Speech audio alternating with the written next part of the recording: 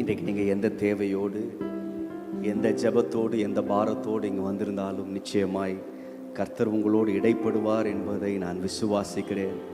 அவர் தம்முடைய வார்த்தையை அனுப்பி தம்முடைய காரியத்தை செய்கிறவர். அவர் என்னுடைய தேவனுடைய வாயிலிருந்து புறப்படுகிற ஒரு வார்த்தை இந்த உலகத்தை உருவாக்க முடியும் என்றால், என் வாழ்க்கையில் உள்ள பிரச்சனைகளை மாற்றுவதற்கு ஒரு வார்த்தை போதும். விசுவாசிகள் கரங்களை தட்டி ஆண்டுக்கு நன்றி செலுத்துங்க பார்ப்போம். ஹல்லேலூயா. கர்த்தர் நல்லவர், அவர் கிருபை என்றும் உள்ளது. இன்றைக்கு ஒரு சுருக்கமான ஒரு செய்தியை உங்கள் மத்தியிலே நான் பேச விரும்புகிறேன். கர்த்தர் நம்மோடு இடைப்படுவாராக. யாராச்சும் ஒருவர் 2 தீமோத்தேயு 4ஆம் அதிகாரம் 17ஆம் வசனத்தை யாராகிலும் வாசிங்க. 2 தீமோத்தேயு 4ஆம் அதிகாரம் 17ஆம் வசனம். கர்த்தரோ எனக்கு துணையாக நின்று என்னாலே பிரசங்கம் நிறைவேறுகிறதற்காகவும் புறஜாதியார் எல்லாரும் கேட்கிறதற்காகவும் என்னை பலப்படுத்தினார். சிங்கத்தின் வாயிலிருந்தும் நான் ரட்சிக்கப்பட்டேன். அது முந்தின வசனம் வாசிங்க. 16. நான் முதல் விசை உத்தரவு சொல்ல நிற்கையில் ஒருவனும் என்னோட கூட இருக்கவில்லை. எல்லாரும் என்னை கைவிட்டார்கள். அந்த குற்றம் அவர்கள் மேல் சுமராதிருப்பதாக. இதை ஒரு புதிய ஊழியத்தை துவங்கிய ஒரு பாஸ்டர் சொல்லியிருந்தா அது நம்பலாம். ஒருவருமே என் கூட நிற்கல, எல்லாரும் என்னை கைவிட்டார்கள் அப்படின்றத ஒரு புது பாஸ்டர் சொன்னால் ஓகே. ஆனால் பவுல் இதை எழுதும்போது அவருடைய ஊழியத்தின் கடைசி கிட்டத்தட்ட முடிகிற வேளையில் எழுதுகிற வார்த்தைகள். இத்தனை ஆண்டுகள் ஊழியத்திற்கு பிறகு, இத்தனை சபைகளை ஸ்தாபித்த பிறகு, இத்தனை ஊழியர்களை உருவாக்கின பிறகு, இத்தனை ஆத்துமாக்களை சம்பாதித்த பிறகு ஒரு தேவ மனுஷன் எழுதுறாரு, ஒருத்தர் கூட என் கூட நிற்கல, எல்லாரும் என்னை கைவிட்டார்கள். நம்முடைய வாழ்க்கையிலே அநேக வேளைகளிலே நாம் எதிர்பார்த்த அநேகர் நம்முடைய வாழ்க்கையில் நம் கூட நிற்பதில்லை. நம்ம நிறைய வாட்டி நினைப்போம், இவங்களெல்லாம் நம்ம வளர்த்து விட்டுருக்கோமே, இவங்களுக்கெல்லாம் நம்ம உதவி செஞ்சிருக்கிறோமே, இவங்க எல்லாம் நமக்கு துணையாக நிற்பார்கள் என்றால், நாம் எதிர்பார்த்த அநேகர் நம்மோடு துணையாக நிற்பதில்லை. ஆனால் உண்மை என்னவென்றால், எதிர்பார்த்த அநேகர் நம்மோடு நிற்காவிட்டாலும் எதிர்பாராத நேரத்தில் எதிர்பாராத மனிதர்களை கொண்டு எதிர்பாராத காரியங்களை செய்கிறவர் நம்முடைய தேவன். நீங்கள் எதிர்பார்க்கவே மாட்டீங்க, அவர்களை கொண்டு தேவன் பெரிய காரியங்களை செய்வார். இந்த வாழ்க்கையில் இந்த பகுதியில் ரொம்ப பிடிச்ச வார்த்தை, எல்லாரும் என்னை கைவிட்டார்கள். எனக்கு தெரியல நீங்கள் எத்தனை பேர் இந்த சூழ்நிலை வந்துருக்கீங்க. எதிர்பார்த்த எல்லாருமே கைவிட்டாங்க பாஸ்டர், எதிர்பார்த்த வாசல்கள் எல்லாம் அடைபட்டுருச்சு. ஆனால் இப்படிப்பட்ட ஒரு சூழ்நிலை நிற்கிற ஒரு மனுஷன், அவர் அடுத்த வசனத்தில் எழுதுகிறார், கர்த்தரோ எனக்கு துணையாக நின்றார். இந்த வார்த்தை ரொம்ப அழகா இருக்கு. தமிழில் ரொம்ப அழகான வார்த்தை நினைக்கிறேன். இது அநேக இடங்களில் கர்த்தர் எனக்கு துணையாக நின்றார் அப்படின்னு வாசிப்போம். நம்ம சில இடங்கள்ல தான் கர்த்தரோ எனக்கு துணையாக நின்றார். ரெண்டுத்துக்கும் ரொம்ப வித்தியாசம் இருக்கு. கர்த்தர் எனக்கு துணை நிற்கிறார் அப்படின்றது என்ன அர்த்தம்னு சொன்னா, என் கூட நிறைய பேர் இருக்கிறாங்க, கர்த்தரும் என் கூட என்ன பண்றாரு, துணையா நிற்கிறார், எனக்கு உதவி செய்யறதுக்கு நிறைய பேர் இருக்கிறாங்க, ஆனா கர்த்தரும் எனக்கு துணையா இருக்கிறார், அதான் அர்த்தம். ஆனால் கர்த்தரோ எனக்கு துணையானா என்ன அர்த்தம்னா, யாருமே இல்லை, கர்த்தர் மாத்திரம்தான். நம்முடைய வாழ்க்கையில் சில சூழ்நிலை வருவோம், நம்ம கிளியரா நம்ம சொல்லுவோம், வேற யாருமே இல்லை, கர்த்தர் ஒருவர் மாத்திரம் எனக்கு துணையாக நின்றார். நீங்க இந்த யோசேப்புடைய வாழ்க்கையில் இந்த வார்த்தையை நீங்க வாசிக்கலாம். இந்த வித்தியாசத்தை ரொம்ப அழகா நீங்க வாசிக்கலாம். ஆதியாகமம் 39ஆம் அதிகாரம் 2ஆம் வசனத்துல, கர்த்தர் யோசேப்போட இருந்தார், அவன் காரிய சித்தி உள்ளவனான, அவன் எகிப்தியனாக தன் எஜமானுடைய வீட்டில் இருந்தான் அப்படின்னு வாசிக்கும். இது எங்க தெரியுமா? போத்திபாருடைய வீட்டில். இவருக்கு அங்கே ஒரு அடிமையாக உள்ள நுழைஞ்சாலும் இவர் அடிமை மாதிரியே கிடையாது. இவர் அங்கே அவர் தான் மேனேஜராக இருக்கிறார், எல்லாத்தையும் அவர் தான் பார்த்துக்கிறார். அந்த மனுஷன் இவன் மேலே உயிரியே வச்சிருக்கிறார். எல்லாவற்றையும் அந்த வீட்டில் உள்ள எல்லா பொறுப்பையும் இந்த மனுஷன்ட்ட கொடுத்துட்டார். யோசேப்பு தான் எல்லாத்தையும் பார்த்துக்கிறார், அடிமை வரலாம் இல்லை, கிட்டத்தட்ட அந்த வீட்டுக்குடைய உரிமையாளன் மாதிரி இருக்கிறார். அப்போ வேதம் சொல்லுகிறது, கர்த்தர் யோசேப்போட இருந்தார். ஆனால் இதே மனுஷன், இதே போத்திபார் இவனை சிறைச்சாலையில் தூக்கி போடுறாரு. இவன் நம்புனா இந்த மனுஷன் என்னை கடைசி வரைக்கும் பார்த்துப்பான், இந்த மனுஷன் எனக்கு எல்லா உதவி செய்வான் அப்படின்னு இந்த மனுஷனை நம்புனா, இந்த மனுஷன் என்ன பண்றான்னா, இவன் மேல ஒரு குற்றச்சாட்டு, அதாவது செய்யாத குற்றச்சாட்டை தன் மனைவியுடைய வார்த்தையை நம்பி இந்த மனுஷன் என்ன பண்றாருன்னா, இவர் ஜெயிலில் போட்டுறாரு. இப்ப 21ஆம் வசனத்துல என்ன தெரியுமா போட்டிருக்கு? கர்த்தரோ யோசேப். ஃபர்ஸ்ட் என்னது? கர்த்தர் யோசேப்போடு இருந்தார். ஆனா அதே அதிகாரம் ஒரு 20 வசனங்கள் கழித்து நம்ம வாசிக்கிறோம், கர்த்தரோ யோசே. அப்ப என்ன அர்த்தம் தெரியுமா? எந்த மனுஷனும் இல்லையா, என்னை ஆதரிக்கிறதுக்கு ஒருத்தரும் கிடையாது, என்னை நம்புறதுக்கு ஒருத்தர் கிடையாது, பேசுறதுக்கு ஆள் கிடையாது, எனக்கு உதவி செய்யறதுக்கு யாருமே இல்லை. ஆனால் அந்த சூழ்நிலையில தான் நம்ம ஒன்றை உணர்வோம், கர்த்தர் என் கூட இருக்கிறார் இல்லை, கர்த்தரோ என்னோடு கூட இருந்தார். எந்த மனுஷனும் இல்லாத வேளையில கர்த்தரோ எங்களோடு கூட இருந்தார். எனக்கு இந்த பகுதியை வாசிக்கும் பொழுது, இந்த கர்த்தரோ யோசேப்போடே இருந்து அப்படின்னு சொல்லி வாசிக்கும் போது, அதே பகுதியில் 23ஆம் வசனத்துல கர்த்தர் அவனோடு இருந்தபடினாலும் அவன் எதை செய்தானோ அதை கர்த்தர் வாய்க்க பண்ணினபடினாலும். எனக்கு இது வாசிக்கும் ரொம்ப ஆச்சரியமா இருந்துச்சு.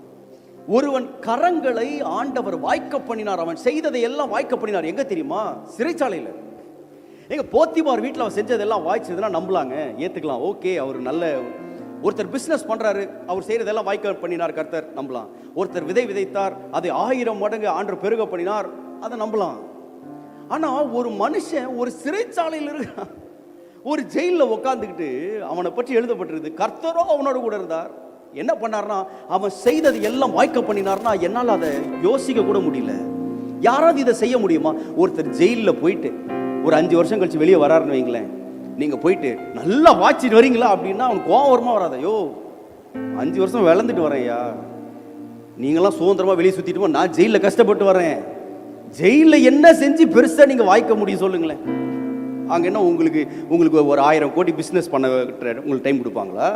அங்கே மிஞ்சி போனால் புல்லை வெட்ட சொல்லுவானுங்க, ஏதாவது சப்பாத்தி சுட சொல்லுவானுங்க, ஏதாவது பேகு தேக்க சொல்லுவானுங்க. இந்த ஜெயிலில் உள்ள கைதிகள்லாம் பெருசு. நீங்கள் யார் ஜெயிலுக்கு போயிட்டு வந்தாலும் நம்ம அவங்கள பார்த்து பரிதாபம் தான் போடுவோம்.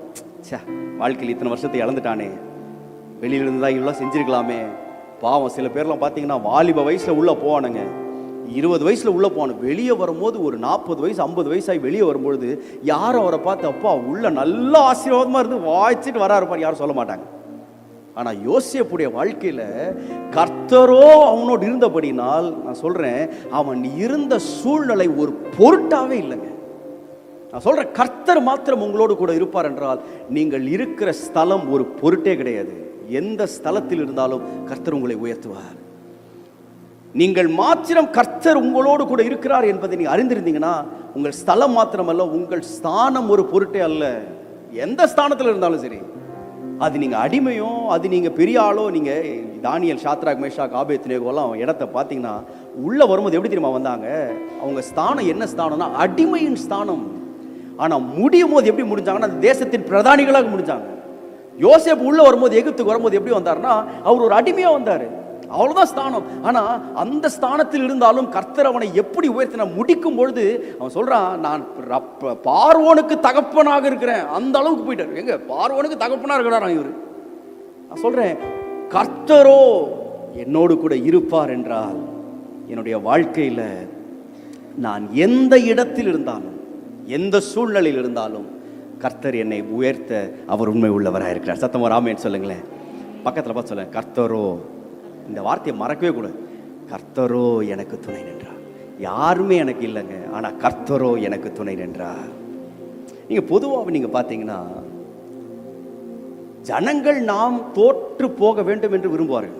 நீங்கள் எவ்வளோ நல்லவர்கள் நம்ம சுற்றி இருந்தாலும் பொதுவாக பார்த்தீங்கன்னா நம்மளுடைய குடும்பத்தார் வேண்டும் என்றால் நம்ம ஜெயிக்கணும்னு ஆசைப்படுவாங்க. ஆனால் பொதுவாக நீங்கள் பார்த்தீங்கன்னா எல்லாருடைய வாழ்க்கையிலும் நீங்கள் அவங்களுக்கு மேலே ஒரு படி நீங்கள் மேலே போயிட்டீங்கன்னா திடீர்னு அவங்க ஆட்கள் மாறுகிறதை நீங்கள் பார்க்கலாம். என்னோட அப்பம் புசித்தவன், என் பிராண சிநேகிதனும், நான் நம்பினவன், அவன் என்ன பண்ணான்னா தன் குதிங்காலை எனக்கு மேலே தூக்கினான். யார் தெரியுமா? என் கூட உட்காந்து சாப்பிட்டவன். ஆனால் திடீர்னு ஒரு நாள் அவர்களை விட நம்ம ஒரு படி மேலே போகிறோன்னு தெரிஞ்சிட்டா நம்மளை அடுத்த லெவலுக்கு அவங்க நம்மளை வெறுக்க ஆரம்பித்து விடுவார்கள். நமக்கு விரோதமாக ஆயுதங்களை உருவாக்குவார்கள். நீங்கள் இங்கே பார்த்தீங்கன்னா இந்த யோசேப்புடைய வாழ்க்கையில் அவனுக்கு விரோதமாக எத்தனை ஆயுதங்கள் ஏவப்பட்டது. ஏன் தெரியுமா? ஒரே ஒரு தரிசனம். அவன் சொன்னான், சகோதரர்கள்ட்ட பார்த்து சொன்னான், ஐயா நான் ஒரு தரிசனத்தை பார்த்தேன்யா, அந்த தரிசனத்தில் 11 நட்சத்திரங்கள் எனக்கு முன்னாடி வணங்குச்சு. அவ்வளோதான் முடிஞ்சது கதை. அன்றைக்கு வரைக்கும் நன்றாக இருந்த சகோதரர்கள் திடீர்னு எப்படி மாறினாங்கன்னா அவனுக்கு விரோதமாக ஆயுதங்களை கொண்டு வந்தார்கள். அவனை தூக்கி விற்று போட்டார்கள். இன்றைக்கு இந்த சத்ருவினுடைய ஆயுதங்கள் எத்தனை நமக்கு எதிராக வந்தாலும் அந்த ஆயுதங்கள் மத்தியிலேயும் கர்த்தர் நம்மை வாய்க்க பண்ணுவார். இன்றைக்கு நான் சத்துருக்கள் நமக்கு கொண்டு வருகிற 3 ஆயுதங்களை உங்கள் முன்பதை வைக்க விரும்புகிறேன். 3 weapons. உங்களுடைய வாழ்க்கையில் இப்பேற்பட்ட ஆயுதங்களை நீங்கள் சந்தித்திருக்கலாம். உங்கள் வாழ்க்கையில் இது மூலமாக நீங்கள் கடந்து செல்லலாம். பாஸ்டர், என் வாழ்க்கையில் சில ஆயுதங்கள் எனக்காக உருவாக்கப்படுகிறது. நான் சொல்கிறேன், ஆரம்பத்திலே ஒன்று சொல்கிறேன், நீங்கள் விளங்கிக் கொள்ளுங்க. எனக்கு விரோதமாக உருவாக்கப்படும் எந்த ஆயுதமும் வாய்க்காதே போ. ஆனால் இந்த வசனத்தில் ஒரு முக்கியமான வார்த்தை இருக்குது. என்ன தெரியுமா? எனக்கு விரோதமாக ஆயுதம் உருவாக்கப்படும். அதை மறந்துடக்கூடாது.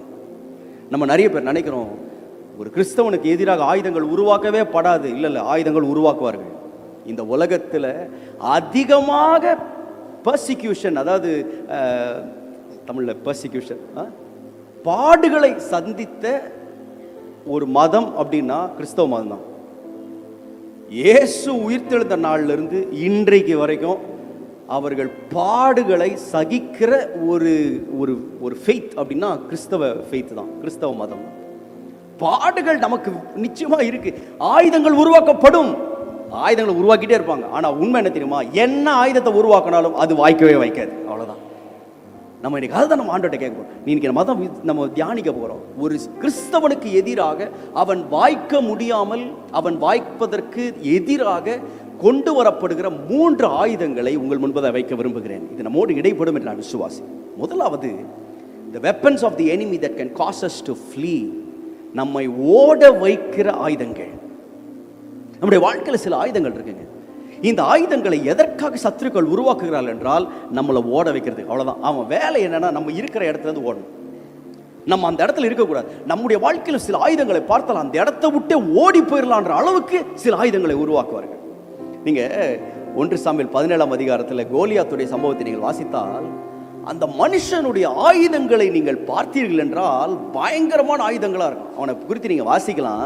1 சாமுவேல் 17ஆம் அதிகாரம் 4ஆம் வசனத்துல, கோலியாத் என்னும் பேருள்ள ஒரு வீரன் பெலிஸ்தரின் பாளையத்தின் நடுவே வந்து நிற்பான். அவன் உயரம் 6 முழம் 1 ஜான். 6 முழம் 1 ஜான்னா என்ன ஹைட் தெரியுமா? 9 அடி 9 அங்குலம். நான் 5 அடி 12 அங்குலம், 11 அங்குலம் கிட்டத்தட்ட. நான் கொஞ்சம் யோசிச்சு பார்க்குறேன், என்னையே நிறைய பேர் ஹைட்டாக இருக்கீங்கன்னு சொல்லுவாங்க. இந்த 9 அடி இருந்தால் நீ கொஞ்சம் யோசிச்சு பார்க்கல, கிட்டத்தட்ட அவர்கள் நடந்தது பால்கனி தள்ளி இடிக்கும்னு நினைக்கிறேன். அந்த அளவு 9 அடி 9 அங்குலம் ஒருத்தன் ஹைட்டில் ஒருத்தன் வரானா, அவனுடைய உடம்பே அவனுக்கு ஒரு ஆயுதம்.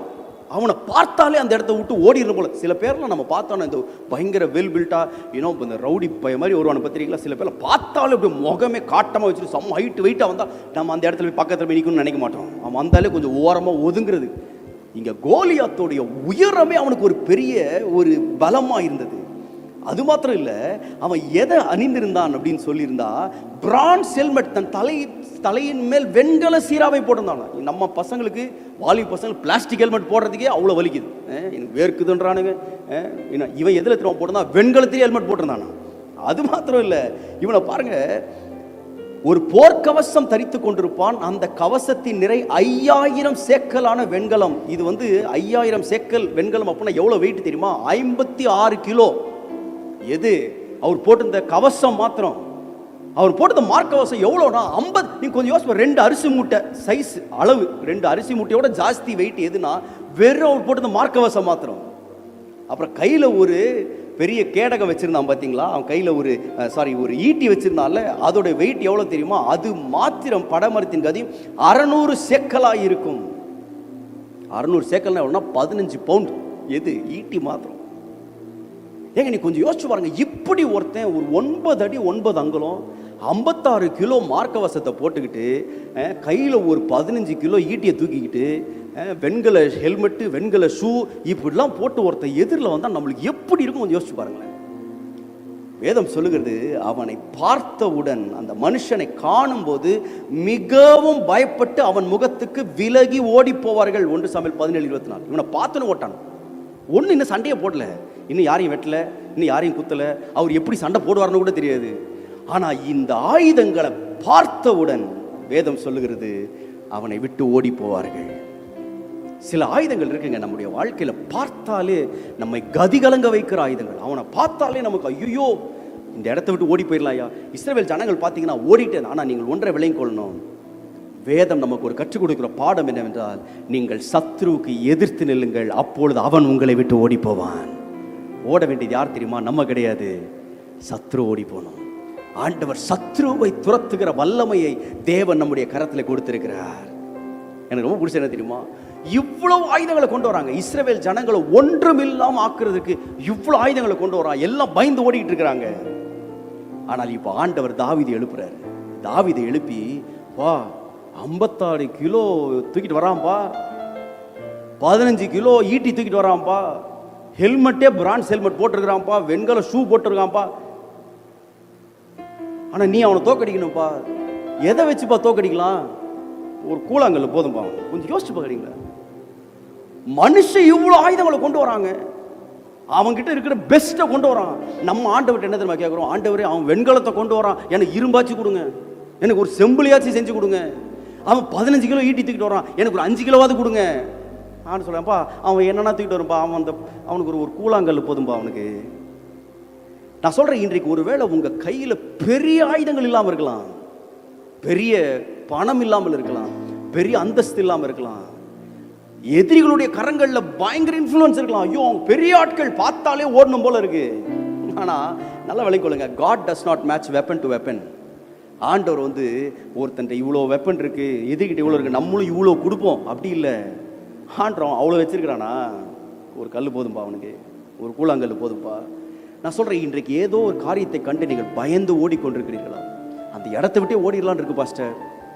பயங்கரமா எங்களை டார்ச்சர் பண்றாங்க பாஸ்டர், எங்களை நிம்மதியா வாழ விட மாட்டாங்க பாஸ்டர், அந்த இடத்த விட்டு ஓடணும் போல இருக்கு பாஸ்டர். நான் சொல்றேன், when the weapons of the enemy causes you to flee, உங்களை ஓட வைக்கிற ஆயுதங்களை எதிரிகள் கொண்டு வந்தாலும் என்னுடைய தேவன் அவர் உங்களை வாய்க்க பண்ண உண்மை உள்ளவராக இருக்கிறார். நீங்க வெட்கப்பட்ட இடங்களிலே உங்களை கீர்த்தியும் புகழ்ச்சியுமாய் ஆண்டு நிறுத்துவார். எந்த கோலியாத் அன்றைக்கு அவனை பார்த்து கொக்கரிச்சவன 40 நாள் அவமானப்படுத்துறாங்க, ஆனா ஒரே நிமிஷத்துல ஆண்டு ஒரு சின்ன கல்லை வைத்து அவன் கதையை முடிச்சாரு. நான் சொல்றேன், இன்னைக்கு ஏதோ ஒரு காரியத்தை கண்டு ஓடுனீங்கன்னா இன்னைக்கு நான் உங்களை பார்த்து சொல்றேன், நீங்க ஓடுறதை நிறுத்துங்க. கர்த்தர் உங்களுக்காக பெரிய காரியங்களை செய்வார். எங்கள் அப்பா அழகான ஒரு சம்பவம் சொல்லுவார். கிருஷ்ணதேவராயர்னு ஒரு ராஜா இருந்தான். இந்த ராஜா கிட்ட பயங்கர ஒரு பழக்கம், என்னன்னா வேட்டையாடுற பழக்கம். அவர் என்ன பண்ணார், 4 நாய் வச்சிருந்தார். இந்த 4 நாயை ஒரு நாள் கூட்டிகிட்டு காட்டுக்கு வேட்டையாட போனால் ஒரு சின்ன முயலை பார்த்து, இந்த முயலை பார்த்த உடனே இந்த 4 நாய் அவிழ்த்து விட்டோடனே இந்த 4 நாய் இந்த முயலை துரத்திட்டு ஓடுது. கொஞ்ச நேரத்தில் தெரிஞ்சு போயிடுச்சு, இந்த முயலுக்கு நம்ம சாவ போகிறோம், இன்றைக்கி முடிஞ்சிருச்சு கதை. உடனே யோசிச்சு அந்த முயல், சரி சாவ போகிறோம், ஒன்று வித்தியாசமாக செய்வோம்னு சொல்லிட்டு அப்படியே ஒரு பிரேக் அடித்த மாதிரி, சட்டன் பிரேக் போட்ட மாதிரி ஒரு பிரேக் அடித்த மாதிரி நின்றுட்டு அப்படி இப்படி திரும்பிச்சான் பின்னாடி. இந்த 4 நாய் துரத்திட்டு வர 4 நாய் இப்படி பார்த்து ஒரு முறைச்சு 2 காதி டக்குன்னு தூக்கிச்சான் பாருங்க. ஒட்டை 4 நாய் ஒரே ஓட்டம் பின்னாடி. ராஜா பார்க்குறீங்கன்னா அது ஒரு சின்ன முயல் நிற்குது, 4 நாய் ஓடுது. இந்த ராஜா என்ன பண்ணான் தெரியுமா? ஐயோ, இந்த முயல் நின்ற இடத்துல ஒரு தெய்வீக வல்லமை இருக்குன்னு சொல்லிட்டு அந்த காட்டையே அழிச்சு அந்த முயல் நின்ற இடத்துல கரெக்டாக தன்னுடைய சிங்காசனம் அமைகிற மாதிரி அதை சுற்றி ஒரு பெரிய அரண்மனை கட்டினான். தன்னுடைய தலைநகரத்தையும் அந்த காட்டுக்கு மாற்றினான். நான் யோசிச்சேன், ஏன்னா ஒரு பாலா போன காடு ஏன் திரும்ப தலைநகரம் மாறிச்சு? ஒரு முயல் யோசிச்சது, நான் ஓடுறதை நிறுத்த போறேன். அன்னைக்கு தாவீது தான் பண்ணான். மற்ற எல்லாரும் அவனை விட்டு ஓடி போனார்கள். வாசிக்கும் போது வேதம் சொல்லு, தாவீது அவனுக்கு எதிராக ஓடினான். 1 சாமுவேல் 17:48 அவன் எதிராக ஓட. நான் சொல்றேன், இன்றைக்கு நிறைய பேர் ஓடுறீங்க, ஆனா நான் சொல்றேன், ஓடுற டைரக்ஷனை மாத்துங்க. சத்துருவை விட்டு ஓடுகிறவர்களாய் நாம் அழைக்கப்படவில்லை, சத்துருவுக்கு எதிராக ஓட அழைக்கப்பட்டிருக்கிறோம். நீங்க எதிராக ஓடி பாருங்க, கர்த்தர் உங்களுடைய வாழ்க்கையில பெரிய காரியங்களை செய்வார். உங்களுக்கு விரோதமாய் உருவாக்கப்படும் எந்த ஆயுதமும், சத்தமா சொல்லுங்களேன், உங்களுக்கு விரோதமாய் உருவாக்கப்படும் எந்த ஆயுதமும், அது எவ்வளவு பெரிய ஆயுதமா இருக்குங்க. உங்களை ஓட வைக்கிற ஆயுதமா இருக்கலாம், ஆனால் தேவன் உங்களை வெற்றி சிறக்க செய்வார். சத்தமா ஒரு ஆமென் சொல்லுங்க பார்ப்போம். ஹல்லேலூயா. இரண்டாவது, என்னை ஓட வைக்கிற ஆயுதங்கள் மாத்திரமல்ல, not just the weapons of the enemy that cause me to flee, when the weapons of the enemy causes me to fear, என்னை பயப்பட வைக்கிற ஆயுதங்கள். சில காரியங்களை பார்த்தால் நம்ம ரொம்ப பயந்துரும். அந்த ஆட்களை பார்த்தாலே, அந்த ஆயுதங்களை பார்த்தாலே நமக்கு ஆட்டோமேட்டிக்காக ஒரு பயம் வந்துடும். என்னடா இது இப்படி இருக்கிறாங்களே. ஒரு உதாரணத்தை உங்களுக்கு காட்டுறேன் பாருங்களேன். எஸ்தர் 4ஆம் அதிகாரம் 3ஆம் வசனம். ராஜாவின் உத்தரவும் அவனுடைய கட்டளையும் போய் சேர்ந்த ஒவ்வொரு நாட்டிலும் ஸ்தலத்திலும் உள்ள யூதருக்குள்ளே மகா துக்கமும் உபவாசமும் அழுகையும் புலம்பலும் உண்டாகி அநேகர் ரட்டுடுத்தி சாம்பலிலே கிடந்தார்கள். இன்னொரு வசனத்தில் வாசிக்கும், சூசான் நகரம் கலங்கிற்று. ஒரு நகரமே கலங்குதுங்க. ஏன் தெரியுமா? ஒரு மனுஷன், யார் தெரியுமா? ஆமான். இந்த ஆமான் என்ன பண்றானா, அந்த தேசத்தை, அதாவது 127 தேசங்கள்ல உள்ள எல்லா யூதர்களையும் கொன்று குவிக்க வேண்டும் என்று ஒரு பர்மிஷன் வாங்கிட்டான். இவனை நீங்க பார்த்தாலே ஒரு பயம் வருங்க. இந்த ஆமான் பார்த்தீங்கன்னா அவனுடைய ஆயுதங்கள் வித்தியாசமான ஆயுதங்கள். அவன் கோலியாத் மாதிரி ஈட்டிலாம் கொண்டு வரல, அவன் கோலியாத் மாதிரி பெரிய மார்க்கவசம்லாம் போடல, அவன் வெண்கல ஷூ வெண்கல ஹெல்மெட்லாம் போடல. ஆனால் அவன் வித்தியாசமான சில ஆயுதங்களை வச்சிருந்தான். எப்படிப்பட்ட ஆயுதங்கள் தெரியுமா? he had the power of convincing. ஒரு ராஜாவை அவன் மூளை செலவை செஞ்சுட்டாங்க. எவ்வளோ எதுக்கு மூளை செலவு செஞ்சானா, 127 தேசத்தை அந்த ராஜா ஆண்டுகிட்டு இருக்கிறார். பெரிய ராஜா, நம்ம இந்தியாலாம் ஆண்டுகிறார் அவர். எஸ்தர்ல இந்தியாவுடைய பேர் கொடுக்கப்பட்டு இந்து தேசம் அப்படின்னு போட்டு, இந்தியா அப்படின்ற பேர் பைபிளில் கொடுக்கப்பட்டிருக்கிற ஒரு இடம் எஸ்தர் 1ஆம் அதிகாரத்தில். நம்ம நாட்டையும் அந்த ஆள் ஆண்டுருக்கிறார், அகாஸ்வேர் ராஜா. இவ்வளோ தேசங்கள் ஆண்டுகிறார். 127 தேசங்கள் ஆண்ட ஒரு ராஜாட்ட போய் ஒருத்தன் சொல்றான், ஐயா ஒரு இனத்தையே அழிச்சிடலானா அந்த ராஜா யோசிக்க கூட இல்லைங்க. பார்லிமெண்ட்ல பேசலாம், நம்ம கமிட்டிகிட்டலாம் கேட்கலாம். ஏங்க அவன் கேட்டது சாதாரண விஷயம் இல்லை, ஒரு இனமே எத்தனையோ லட்சம் பேர் அழிக்க போறான். ஆனா இந்த ராஜா எதையுமே கேட்காம மோதிரத்தை கழட்டி கொடுத்துட்டாங்க. அப்பனா இவன் எவ்வளவு பேச்சு திறமை இருக்கு பாருங்களேன். சில பேரை பார்த்து நம்ம பயப்படுறது காரணம் என்ன தெரியுமா? அவன் பேச்சு திறமை. அவன் பேசி ஆள மைக்கிடுவான். அவன் சாதிக்க நினைச்சதை ஆயுதம் இல்லாம பட்டையும் இல்லாம பேசியே சாதிச்சிடும். இவங்களை பார்த்தாலும் ஒரு பயம் இருக்கும். ஐயோ இவனுக்கு நிகராக நம்மளால பேச முடியாது, இவன் யாரை வேணா கன்வின்ஸ் பண்ணிடுவானே, இவன் என்ன வேணா பேசி சாதிச்சிருவானே. இவன் பார்த்தீங்கன்னா பேச்சு திறமை இவனுக்கு ஒரு பெரிய ஆயுதம். ரெண்டாவது அவனுக்கு ஒரு ஆயுதம் என்ன தெரியுமா? எஸ்தர் 3:9 ராஜாவுக்கு சம்மதியானால் அவர்களை அழிக்க வேண்டும் என்று எழுதி அனுப்ப வேண்டியது, அப்பொழுது நான் ராஜாவின் கஜானாவிலே கொண்டு செலுத்த 10,000 தாலந்து வெள்ளியை எண்ணி காரியக்காரர் கையில் கொடுப்பேன். நம்ம இது நிறைய படிச்சு போயிடும் ஃபாஸ்டா. இந்த லெட்டர் நீங்க சைன் பண்ணீங்கன்னா 10,000 தாலந்து வெள்ளி கொடுப்பேன் அப்படின்னு சொல்றான். அப்பனா 10,000 தாலந்து வெள்ளினா எவ்வளவு தெரியுமா? 3,40,000 கிலோ. ஏங்க கொஞ்சம் யோசிச்சு பாரு, ஒரு லெட்டர் சைன் பண்றதுக்கு லஞ்சம் கொடுக்குறாங்க. யாருக்கு? ராஜாவுக்கே லஞ்சம் கொடுக்குறான். இவன் என்ன பெரிய ஆளா இருப்பான். 127 தேசத்தை ஆண்ட ராஜாவுக்கு இல்லாத பணமா? இவன் ஒரு ராஜாவுக்கு லஞ்சம் கொடுக்குறான். எவ்வளவு தெரியுமா? 3,40,000 கிலோ. நீங்க நம்ம ஊர் கணக்கு கொஞ்சம் யோசிச்சு கணக்கு போடுவாங்க, அது எத்தனை ஜீரோ போகுனே தெரியாது. நம்மளும் லஞ்சம் சில பேர்லாம், நான் போலீஸ்காரனுக்கு 500 ரூபா லஞ்சம் கொடுத்து தப்பிச்சுட்டு வந்துட்டேன். ஏன்னா இவன் லஞ்சம் கொடுத்தான் எவ்வளோ தெரியுமா? 3,40,000 கிலோ கொடுத்தான். எதுக்கு? ஒரே ஒரு லெட்டருக்கு. நீங்கள் இந்த கையெழுத்தை மாத்திரம் போட்டிங்கன்னா 3,40,000 கிலோ தருவேன்னு சொன்னான். நான் தான் யோசிச்சு பார்த்தேன், நிறைய வாட்டி நம்மளுக்கு தான் நம்ம வேல்யூவே தெரில போல இல்லை. சத்ரு கூட நம்ம வேல்யூ போட்டு வச்சிருக்கப்பா, இவனுங்களாம் பயங்கர வேல்யூ, 3,40,000 கிலோ. நம்ம தான் குப்பை தூசி இல்லை சொல்லிக்கிட்டு இருக்கோம். பக்கத்தில் வா சொல்லுங்களேன், நம்மளாம் கெத்துங்க பரவாயில்ல சொல்லுங்க, நம்மளாம் கெத்துங்க ஐயா. நம்ம தான் நினச்சிக்கிட்டோம் நம்மளாம் ஒன்றுமே இல்லாத. ஆனால் எதிரிக்கு தெரிஞ்சு வச்சிருக்கு நம்முடைய வேல்யூ, அவன் தெரிஞ்சு வச்சிருக்கிறான். இப்போ இவ்வளோ ஆயுதத்தை கொண்டு வராங்க, தன்னுடைய இன்ஃப்ளூயன்ஸ், தன்னுடைய பேச்சு திறமை, இவ்வளோ பணம். நான் யோசிச்சேன், லஞ்சமே இவ்வளோ கொடுக்குறான்னா அவன் சொத்து எவ்வளோ இருக்கும்? இதெல்லாம் பார்த்து பயந்துட்டாங்க. சூசா நகரமே கலங்குச்சுன்னா இதுக்காக தான் கலங்கி உட்காந்து. இப்போ ஆண்டவர் வர்றாரு. என்னப்பா ஆயுதம் கொண்டு வந்த? உன் பேச்சு திறமையா? 3,40,000 கிலோ. சரி, இந்த ஆமானம் முடிப்போம் கதையை. முடிச்சார். ஆண்டவரை எவ்வளோ ஆண்டவரை செலவு பண்ணீங்க? 1 ரூபா கூட செலவாகலப்பா அவனை முடிக்கிறதுக்கு. எனக்கு உண்மையை அதை படிக்கும்போது சிரிப்பு தான். இவன் 3,40,000 கிலோ கொண்டு வந்து நம்மளை தேவ பிள்ளைகளை முடிக்கணும்னு நினச்சா ஆண்டவர் எவ்வளோ செலவு பண்ணார்னா 1 ரூபா கூட, லிட்டரலாக நாட் அ சிங்கிள் ருப்பி. அவனை தூக்கு மேடையில் போட்டாங்க. சரி, தூக்கு மேடைக்கா செலவாகும்னு பார்த்தா அந்த தூக்கு மேடையை இவர் செஞ்சது தான். அவரே செலவு பண்ணி அவரே மொர்தகாயை போடலான்னு மேலே தான் அதுலேயே தூக்கி.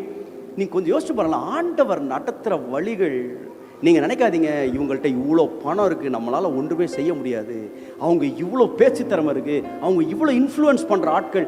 ஏங்க எவ்வளோ பெரிய இன்ஃப்ளூயன்ஸ் இருக்கட்டும், எவ்வளோ பெரிய ஆளாக இருக்கட்டும், எவ்வளோ பணம்னா வச்சுக்கிட்டோம், அவர்கள் உருவாக்குற எந்த ஆயுதம் என் மேலே வாய்க்காது, தேவ பிள்ளைகள் மேலே வாய்க்கவே வாய்க்காது. இன்னைக்கு நீங்கள் தைரியமாக இருங்க. சில ஆயுதங்கள் வருதுங்க, நம்மை பயப்பட வைக்கிற ஆயுதங்கள், பயப்பட வைக்கிற ஆயுதங்கள். இன்னொரு பகுதி வாசிக்கிட்டு இருந்தேன், எனக்கு ரொம்ப ஆச்சரியமாக இருந்துச்சு. நியாயாதிபதிகள் 4ஆம் அதிகாரத்தில் ஒரு சூப்பரான ஒரு ஸ்டோரி, ஒரு நல்ல கதை ஒன்று இருக்கு. யாபீன் அப்படின்னு சொல்கிற ஒரு பெரிய ராஜா இருக்கான். அந்த ராஜா, அவனுக்கு கீழே ஒரு சேனாபதி இருக்கான். அவர் யாருன்னா அவர் பேர் சிசேரா. சத்தமாக சொல்லுங்க, சிசேரா. இன்னும் சத்தமாக சொல்லுங்க, சிசேரா. ஓகே, இந்த சிசேரா யார் தெரியுமா? இவர்கிட்ட 900 இருப்பு ரதங்கள் இருந்துச்சா 3ஆம் வசனத்தில். அவனுக்கு 900, அதாவது 900 chariots, கொஞ்சம் யோசிச்சு பாருங்களேன், அந்த காலத்துல இரும்பு வந்து அவ்வளவு ஈஸியா கிடைக்காது, கஷ்டப்பட்டு செய்யணும், கஷ்டப்பட்டு எடுக்கணும். ஆனா இந்த மனுஷன்ட்ட எவ்வளவு இருந்துச்சா, 900 ரதங்கள் இருந்துச்சு. வேதம் சொல்லுது அவன் 900 ரதங்கள் இருந்தது. அவன் இஸ்ரவேல் புத்திரர் 20 வருஷம் கொடுமையாய் ஒடுக்கினான். எதை வச்சு தெரியுமா? இந்த 900 ரதம் ஆயுதங்கள் அவன்கிட்ட இருந்துச்சு. இவள் இந்த ஆயுதங்கள்லாம் பார்த்து இஸ்ரவேல் ஜனங்கள் வந்து பயப்பட ஆரம்பிச்சாங்க. நான் தான் யோசிப்பேன், சில அரசியல்வாதிகள்லாம் போவாங்க, அவனுக்கு முன்னாடி ஒரு 4 கார் பின்னாடி ஒரு 4 கார் போனாலே நம்ம அப்படியே அப்பா பெரிய ஆள் போல இருக்கு அப்படின்னு நினைப்போம். இந்த சிசேரா வந்து வந்தார்னா எத்தனை ரதங்கள் ஃப்ரண்ட்லையும் பின்னாடியும் போச்சுன்னா 900 ரதம் போவாங்க. எங்க போறது, எத்தனை கிலோமீட்டர் போயிருக்கும் யோசிச்சு பாருங்க. நீ கொஞ்சம் யோசிச்சு பாரு, இப்படி ஒருத்தன் வராங்க 900 இருப்பு ரதங்களை வச்சுக்கிட்டு ஒருத்தன் இஸ்ரவேல் ஜனங்களை அழிக்கணும்னு வரான். இப்போ ஆண்டவர் அவனை வா 900 ரதம் எடுத்துட்டு வரியாப்பா, சரி வா நீ. அவனா கதையை ஆண்டவர் முடிச்சாரு. எப்படி தெரியுமா முடிச்சாரு? ஒரே ஒரு ஆணிங்க. ஏங்க எனக்கு உண்மையா நம்ம நிறைய வாட்டி நம்ம ஆண்டவரை வந்து நம்ம ஜபமே, எனக்கு உண்மையா சொல்ற ஜபமே மாறிடுச்சு இதெல்லாம் படிச்ச பிறகு. ஆண்டவர் 900 ரதம் வச்சிருக்காரு. நம்ம என்ன கேட்போம், ஆண்டவர் எனக்கு ஒரு 1500 ரதமா தாங்க, இல்ல அட்லீஸ்ட் ஈக்குவலா ஒரு 900 தாங்களே. ஆண்டவர் 900 ரதம் வச்சிருக்கிற ஒருத்தனை ஒரே ஒரு ஆணி வச்சு முடிச்சிட்டாருங்க. 1 nail. அதுவும் யாரு? ஒரு சிஸ்டர் ஒரு அம்மா கையில் ஒரு ஆணியை கொடுத்து ஒரு சுத்தியை கொடுத்து தூங்கிட்டு இருக்கும், ஒரே அட்டி மண்டையில் போட்டு முடிச்சாச்சு கதை. அவன் செத்தது கூட தெரியாது அவனுக்கு. எங்கள் சர்ச்சில் நாடகம்லாம் போடுவானுங்க, ஒரே பஞ்ச் டைலாக்காக போடுவானுங்க, நிறைய பஞ்ச் டைலாக்லாம் போடுவாங்க. நான் இதுக்கு ஒரு பஞ்ச் டைலாக் எழுது என்ன தெரியுமா? The great Sisera killed by one சிஸ்டர்ரா. ஊர்ல பேர் 900 ரதம் இரும்பு ரதம் வச்சிரு. எப்படி பார்த்தா ஒரு ஆணி வச்சு முடிச்சுட்டாங்க என் கதையை. நீங்க விளைக்கொள்ளுங்க, உங்க கையில் இருக்கிற ஒரு ஆணி 900 ரதம் வச்சிருக்கிற அந்த எதிரியை காட்டிலும் பலம் வாய்ந்தது. எப்ப தெரியுமா? கர்த்தரோ எனக்கு துணை நிற்கும் பொழுது. உங்க கூட ஒரு கர்த்தர் இருக்கிறாருங்க. யார் தெரியுமா? ஒரு ஆணி உங்க கையில போதும், செலவே இல்லாம ஆமான முடிச்சவர், ஒரு கூழாங்கல்ல வச்சு கோலியாத்தை முடித்தவர் நம்முடைய வாழ்க்கையில் இருக்கிறார். மறந்துடாதீங்க. Never forget. எதை குறிச்சும் பயப்படாதீங்க. எப்பேற்பட்ட எதிரியை குறித்தும் நீங்க பயப்பட வேண்டிய அவசியமே இல்லை. நான் இதியோனை குறித்து வாசிப்பது